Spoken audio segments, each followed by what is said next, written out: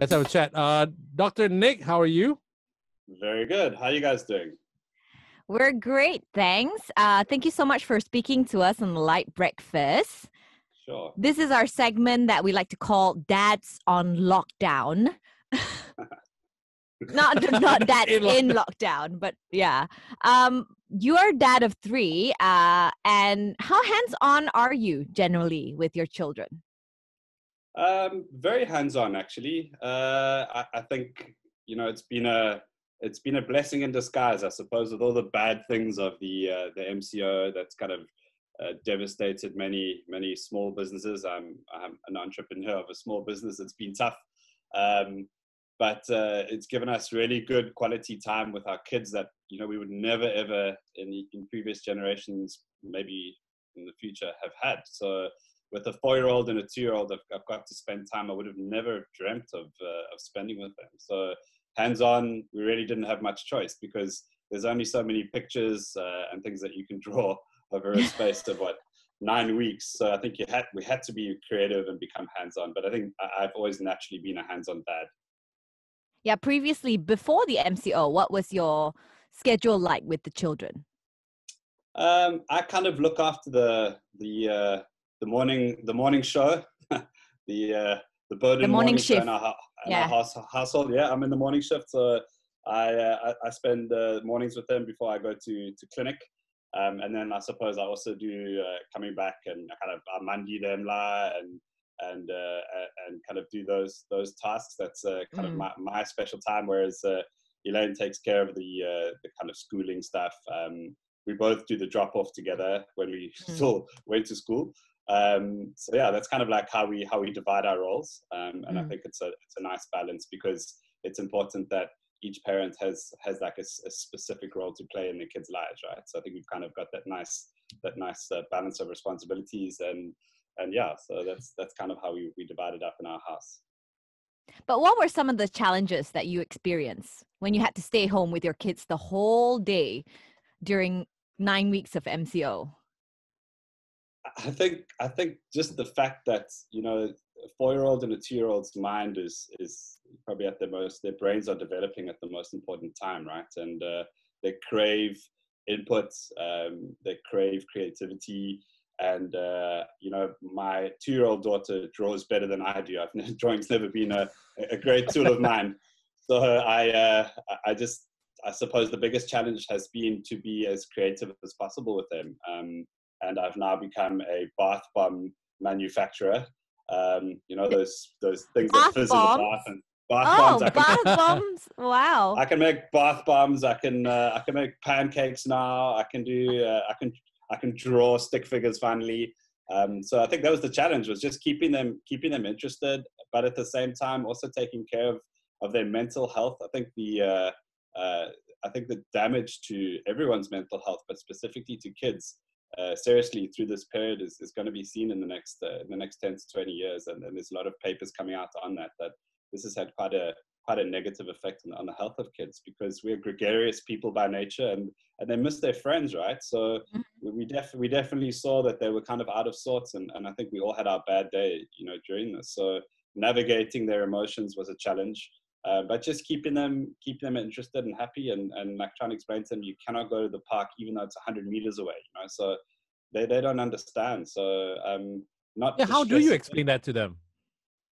Well, I think I've always been an advocate of speaking the truth to kids, right? So across all different issues, because again, that's what the research shows. You've got to tell them the real story. You've got to just be straight up with them and say, look, there's this virus that goes around and it makes it really dangerous for people to come. And unfortunately, the hardest part was my parents-in-law, who live 10 minutes away, have an extremely close relationship with my kids. And that was the toughest part for them, was not seeing Gamma and Gampa, and I think that was really difficult for them. For 2 months, we didn't want to put their health at risk, both especially my parents-in-law, because, the virus doesn't really seem to affect children, but they can be carriers. So we don't know very much about what this virus does, right? But we didn't want to put them at risk and live with that responsibility. So, and we wanted to obey the law, and we physically couldn't leave because we had 3 roadblocks around our house, right? So I think that was the challenge, was also, why can't I see grandma? Why can't I see grandpa? And that's a little heartbreaking when you hear that. So it was. So you didn't even sugarcoat it. Oh, we're playing this game for the next few weeks or everything. Just, you know. Yeah, I didn't. I mean, because I think how long can that game last for, right? Yeah, I know, right? Yeah. It's like, hey, Dad, this is a long game, right? And it's not a fun one. Bored of this game. Yeah, exactly. So games are supposed to be fun. This isn't fun. So that's again some of the issues with using those forms of distraction, is that they're smart, man. They know exactly what's going on. So yeah, it was a difficult one. So we were just straight with them. We just said, we don't want to put grandma and grandpa's health at risk, and it's better, and then of course sugar coated with, like, can you imagine when you see them how they're going to fill you with chocolates, right? So it was more that than the other way around. It just seemed to be a better strategy. Yeah. But did you and your family set some sort of a schedule or a daily routine for the kids during the MCO? Yeah. Or was it like a free for all? Anything happened? No. We had to definitely set a schedule also for ourselves. I mean, I think we to keep the kids sane, we had to stay sane, and that means that, again, you need to have schedules. So we had, our kind of schedule was wake up, and while the kids had brekkie, we're privileged and blessed enough to have some help in our house. While they were eating, Elaine and I would, for the first time since we've been married, do exercise together, right? So we downloaded this app and we did kind of like high intensity training. And then in the evening, same things. When they were eating, I'd get onto my bike trainer, and we both became extremely fit during this period. And then run through that strategy, and the kids could sit there while we were training. They could sit on the carpet and outside and play their games and stuff. But again, I mean, I really feel for families, and there's the large majority of families are stuck in a small apartment and not even allowed to go down to common areas. So I can't imagine how people cope through that. But I think the schedule is very, very important, because the kids got used to it, right? And then once schools started to come back online, because Eva is obviously at preschool, then it was a real fixed session for her. So if it's messy and you're like, okay, let's do this now, let's do that now, it just means coming out of it, they're going to be messy too, and their brains are going to be messy. So yeah, I think it was really important to keep that schedule. How about for the kids? Like, I know you said Eva Jean has online school, but how about your Mia, for the 2-year-old? Mia has an online iPad. So thank goodness for iPads, right? No, so I mean, for her, she's 2, right? So she's kind of, in a sense, easier to entertain, because you can just put a face in her and she laughs, right? So she's easier to bluff with things. But she was more like, okay, if Eva was doing her online school, we would obviously Lego and stuff in the playroom, and she's into her babies and things like that. So there was kind of, by default, there's always that playtime with her. But I suppose in a sense easier to manage than a 4-year-old, right? Because 2-year-olds don't really have many friends, and they don't socialize anyway. They're just more interested in their lives. So their brains are at a different phase of development. And her best friend is her sister. So that's kind of easier. Sometimes. Now, Nick, as head of the household, did you have to go out to get groceries and food on your own in the early stages of MCO? I think I did, just because we didn't want to expose too many people in the house. And again, I think there were some rules around one person going out. So yeah, I did take that role, as hard as it was for Elaine, because she doesn't mind shopping. But of course, it wasn't a fun affair, right? Because you'd have to stand in a queue, and it was quite freaky, right? The whole idea of going out and not knowing who might have it, and wasn't a pleasant experience, really. And some things you just couldn't buy online, right? So fresh fruit and veggies is a bit more difficult to get. So yes, I was the one that went out and got it. But we did, after I think we went into the CMCO, that obviously changed a bit. But I was the one that went out to do it, because ultimately, after this was done, as a doctor, I would have to go out anyway. So I had to kind of get used to masking up and being sensible about that. And so of course, coming back and washing. Did you have any trouble going to get groceries? Do you normally do that, or did you have trouble identifying a bok choy from a kangkong? Because you've seen the videos, right? I mean, men walking around supermarkets with the video call onto their wives, and then showing them what fish is this and stuff like that. Yes, yes. So I must confess, I mean, I do some grocery shopping, but yes, there were times when it was either a call to my mother-in-law normally, so I don't embarrass myself to my wife and swear my mother-in-law into secrecy that I didn't know, what a bok choy looked like. So yes, goodness for mother-in-laws. But yeah, that did take place because it was there's some things that I'm just clueless on, to be honest. But now that you've done it, do you think, hey, this is kind of fun? It's like skill level, mind blown. I could do this. Do you feel that? Yes. I've unlocked more points, right? So Yeah. so I think so. But again, it's kind of like I suppose it's something we share in our house anyway. So we run a very flat management structure. I don't consider myself the head of the house normally.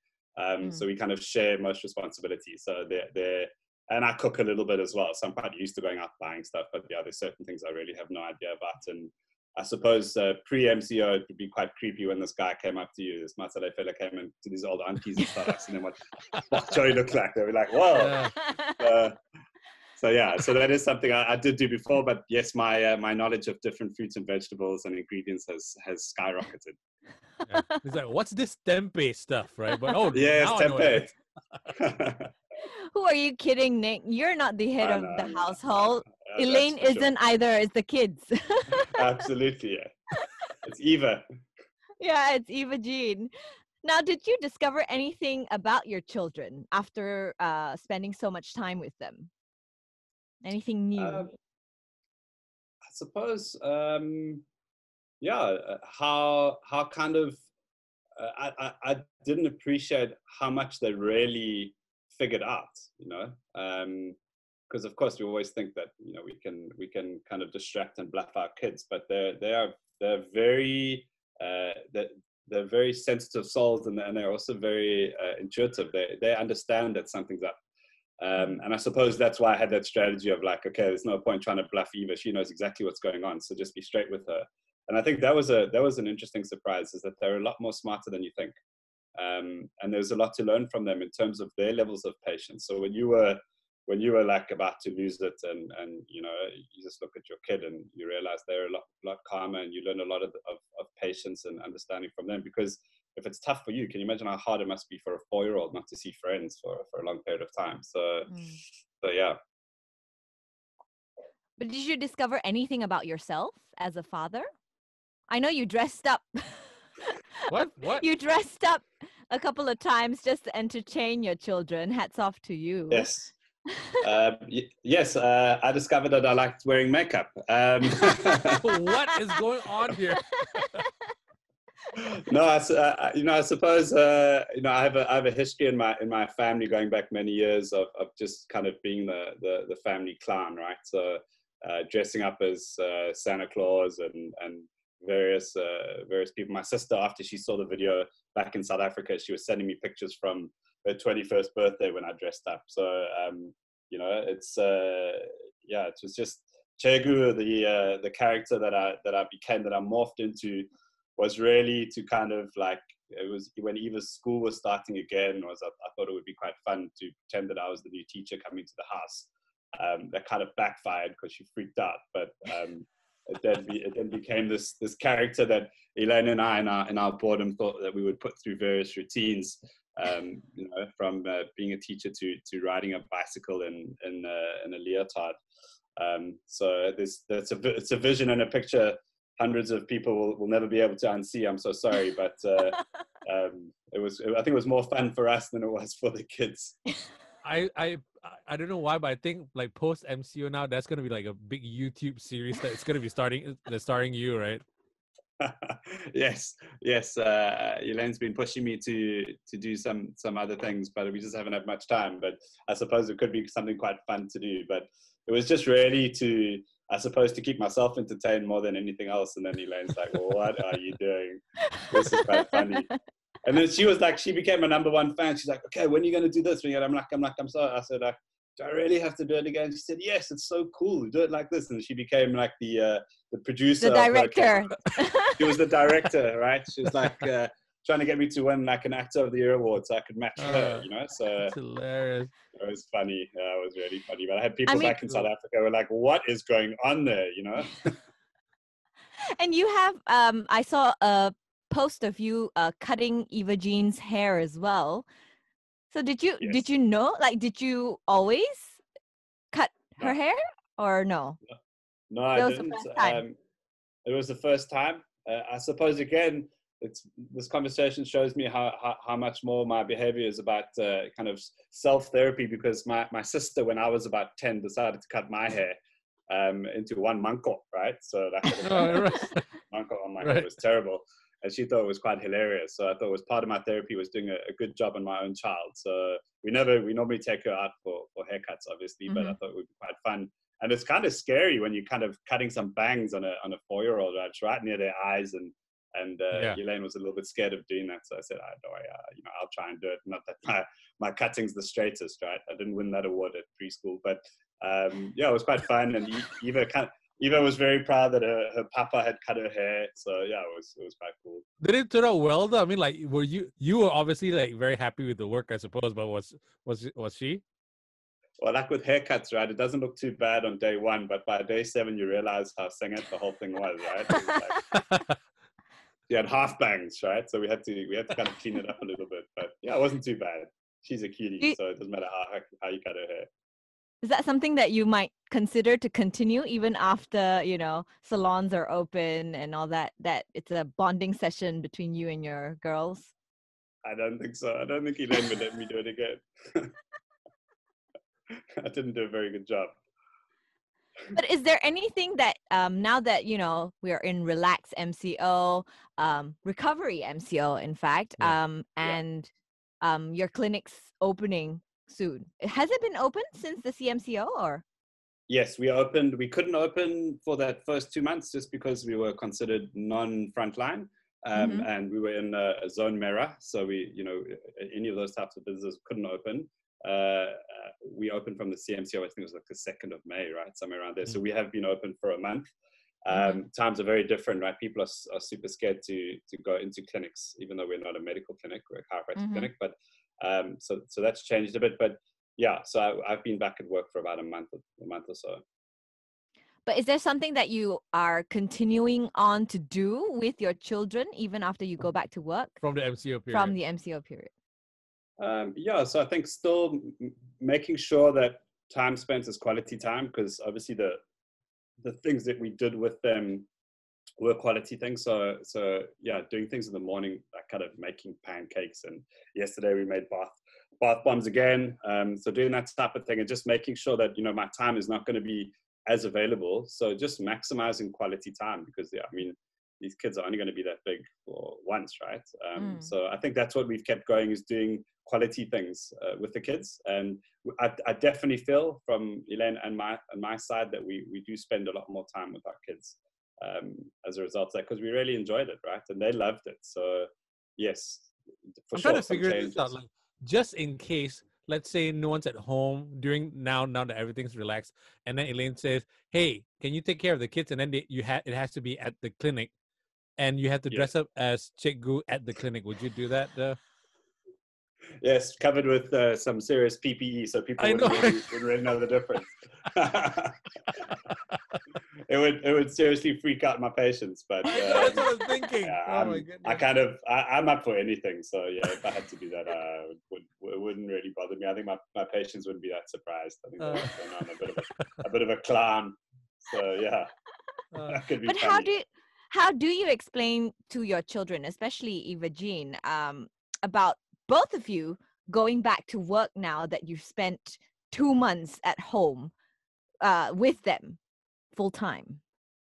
Yeah, Belinda, that's a good question, because I think that's probably been the most difficult thing, is they've become so used to you being around, and that was the thing that they struggled with the most, was us going back to work. Screaming in the background. So. Yeah, fine. So going back to work was a real struggle for them, and it still is. I think they've almost developed a little bit of anxiety, and that's why I was saying the psychological effects of this are we're only going to find out now and going forward. is that they definitely have a little bit of anxiety about us leaving the house. And I suppose that's also layered on the fact that they know there is this unseen beast out there. So yeah, I think that's been the biggest challenge for them, is seeing us go to work, but we have to go to work, right? So that's where the art of distraction comes in with kids, is taking their minds off that by doing something else, right? So that's been the biggest challenge for us, is going back to work and leaving them. So we do have help, but they really miss us a lot more than they would have done before, because it was just normal that he wasn't at work from 10 till 5, whatever. So yeah, that's a huge challenge for them psychologically to handle. Well, the good thing about the MCO is that a lot of families say that they've gone a lot closer, because of the quality time spent together. Are you much closer as a family now after this experience? Definitely. I mean, we've kept up exactly what we did during the MCO. For example, Elaine and I still exercise 4 times a week in the morning. So we've kept that up. We've kept our exercise up. We've both lost a lot of weight and wow, become fitter. That's great. Yeah, so I suppose I say to my patients, so many of my patients are coming in with injuries from the MCO, right? So I call it MCO-itis, because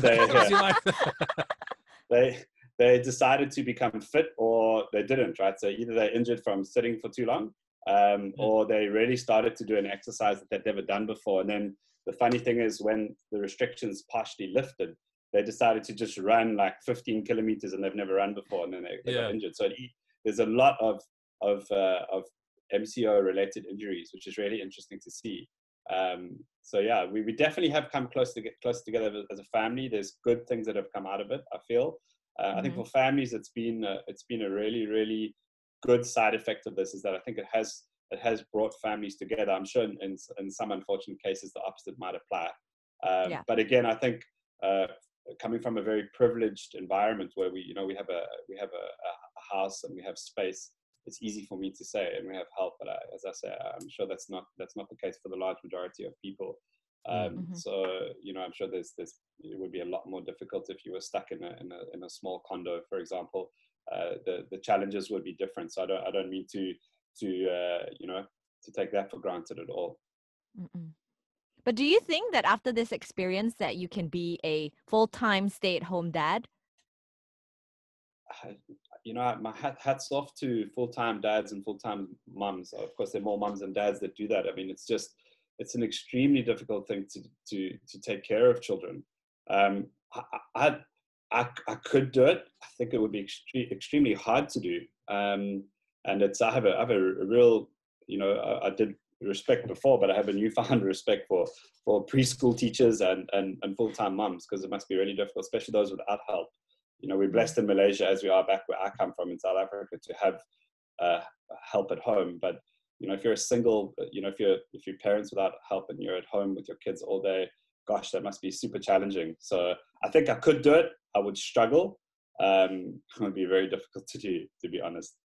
I guess if you had to do it, you can, but you would choose not to, right?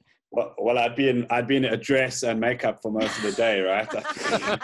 I'd be Chegu most of the day just to keep myself sane. But I think I could do it. But it would be tough, and I really can't imagine how tough it must be. But have Going you to learned work is escapism. It's true. Have you learned anything about your parenting style after this whole MCO episode? Yeah, I think being a lot more patient, right, and putting aside your ego and your impatience, and having a bit more empathy and putting yourself in someone else's situation. I think it's something that I've learned.